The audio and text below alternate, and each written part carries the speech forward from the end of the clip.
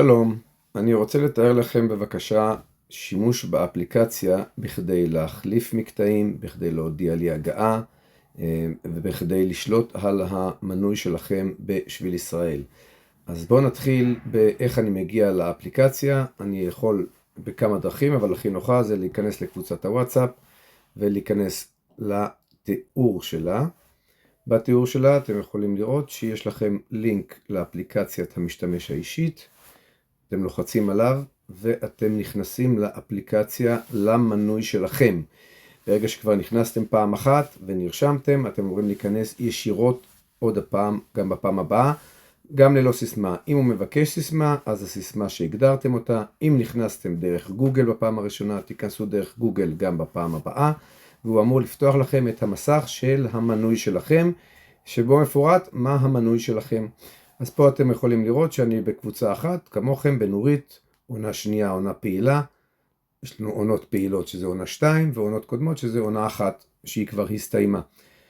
פה אני יכול לראות בכל מקרה את כל הטיולים הקרובים שצפויים לי בעונה הזאתי. אם אני אגלול עוד למטה, אני אראה גם את הטיולים שכבר הסתיימו, הטיולים שכבר היו, הטיולים האלה. עכשיו אתם יכולים לראות כבר שבטיולים שהיו, אני ביטלתי בעבר, הודעתי על הגעה בזמן, 72 שעות לפני, עד 72 שעות לפני, למקטע מספר 5, וכבר פה כתוב לי שהטיול הזה בוטל על ידי, וניתן לבחור טיול החלפה. נחזור לזה תכף. בכל מקרה, כרגע עכשיו, הטיול הקרוב שלנו, אני חוזר למעלה, הטיול הקרוב שלנו זה מקטע מספר 7. בכדי לראות מה יש במקטע מספר 7, אני לוחץ על צפה בפרטים. אני מגיע לפה ולוחץ על צפה בפרטים. פה אני יכול לראות את כל מה שקשור לטיול, שזה מסלול מספר 7, שהוא קשה, שהוא בגליל, מחניון הפיתול לכביש 85. יש את התיאור של הטיול, מה שבדרך כלל מגיע לכם בהודעת וואטסאפ, אבל הוא יהיה גם פה. יש לכם פה את המאפיינים של הטיול, יש פה מי המדריך, יש פה נקודת המפגש, ויש פה מידע נוסף אם צריך. זאת אומרת שבנקודת המפגש אני יכול כבר לנווט עם ווייז, ללחוץ על הכפתור, והוא לוקח אותי ישירות לנקודה שאליה אמורים להגיע.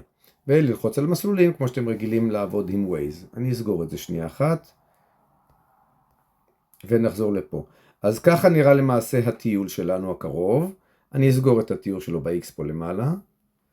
ועכשיו אני רוצה למשל להודיע עכשיו עוד 72 שעות לפני, אני יכול לדעת שאני לא יכול להגיע למקטע הזה, אבל כרגע אני עדיין לא יודע בכלל אם אני ארצה, מתי אני יכול להשלים אותו. אז כרגע אני עושה ביטול החלפת טיול. הוא ישאל אותי אם אתה בטוח שאתה רוצה להחליף את הטיול. יש לך 3 פעמים בעונה, אתם יכולים לראות כתוב פה 3 פעמים בעונה. אני ניצלתי עד עכשיו החלפה אחת ונותרו לי עוד 2 החלפות. אני עכשיו יכול לבחור אם אני רוצה להחליף את הטיול כבר עכשיו, או אני רוצה רק כרגע לבטל אותו ולבצע החלפה אחר כך. אני כרגע אבחר שאני רוצה לבטל, ואני אבצע החלפה אחר כך, אני מבטל אותו. ביטלתי את הטיול, הודעתי על זה שאני לא מגיע. אחר כך אתם רואים, עוד נותרה לי פה את האופציה לעשות טיול החלפה, לבחור טיול החלפה. במקביל לזה אני יכול גם עכשיו להתחרט ולהגיד לשחזר. אני יכול לשחזר את ההשתתפות. כל זה 72 שעות לפני המקטע, אני יכול לעשות מה שאני רוצה. עד 72 שעות, אני יכול גם לשחזר את ההשתתפות שלי. אבל כרגע אני ביטלתי אותו, ואני יודע גם שאני במקטע מספר 8, אני נכנס עוד פעם, אני רואה פרטים אחרים וכל שאר הדברים, אתם רואים כל שאר הדברים כמו מקודם. אני סוגר למעלה ב-X מצד ימין, ואני אומר, אני רוצה, אבל אני יודע כבר עכשיו שאת הטיול הזה אני רוצה להחליף אותו. אני לוחץ על ביטול החלפת טיול, ופה אני כותב, אני רוצה להחליף את הטיול ולא לבטל אותו. אני לוחץ עליו, ופה הוא יפתח לי עכשיו מסך של כל האופציות החלפה. אתם רואים שיש פה 1, 2, 3, 4, 5 כרגע.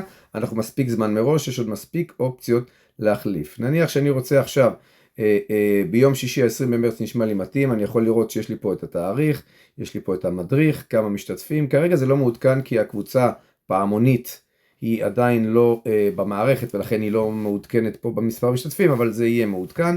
ואז אני מחליט שאני רוצה את המקטע הזה, אני מסמן אותו, אני יורד עד למטה, ואני כותב אשר החלפה.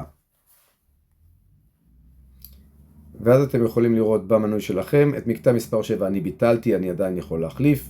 מקטע מספר 8 אני החלפתי אותו, וזה מה שביטלתי. את ה-20 במרץ זה מה שהחלפתי, ה-21 במרץ זה מה שביטלתי, והלאה זה עוד ממשיך למטה כרגיל. אם למשל עכשיו אני אבקש להחליף גם את מקטע מספר 9, כמו שאתם רואים פה, אני אלחץ שוב על ביטול החלפת טיול, הוא עכשיו יגיד לי, יש לך כבר החלפת 3 פעמים, אתה לא יכול להחליף, לכן מיצית את כל ההחלפות המותרות בעונה הזאת, וכל מה שנתוותר לעשות זה לצאת כרגע מהחלון הזה, ולמעשה אני יכול לראות שככה אני שולט במקטעים שלי, מחליף אותם, מודיע בזמן אם אני מגיע או אם אני לא מגיע, ולאיזה תאריך אני רוצה להחליף. עוד דבר שאני רוצה להראות לכם זה איך אני למעשה יוצר לינק לדבר הזה, למנוי שלי. אם אני נמצא עכשיו פה למשל בכרום, אני הולך, אתם רואים פה מצד שמאל למעלה, יש לי פה 3 נקודות, אני לוחץ עליהם, נפתח לי הוספה לדף הבית למטה, אתם יכולים לראות את הדבר הזה, אני לוחץ עליו, ונפתח לי יצירת קיצור דרך, אני פה יכול לרשום מה שאני רוצה, אני ארשום מנוי שביל ישראל, אני אכתוב לו הוספה, והוסף, והדבר הזה נוסף לדף הבית שלי, אתם יכולים לראות עכשיו שפה יש לי מנוי שביל ישראל, כאשר אני יכול ללחוץ עליו ואני נכנס בחזרה בדיוק לאותו מקום.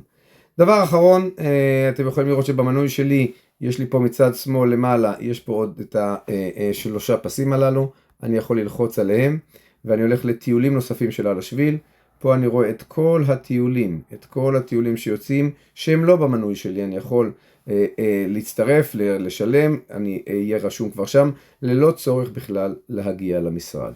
אז זה בגדול, יש עוד כמה דברים כמו רשימות המתנה, שאנחנו נגיע אליהם בהמשך, אבל כרגע זו הדרך לעבוד עם אפליקציה, אני מאחל לכם שימוש נעים ויעיל באפליקציה, שיהיה יום טוב.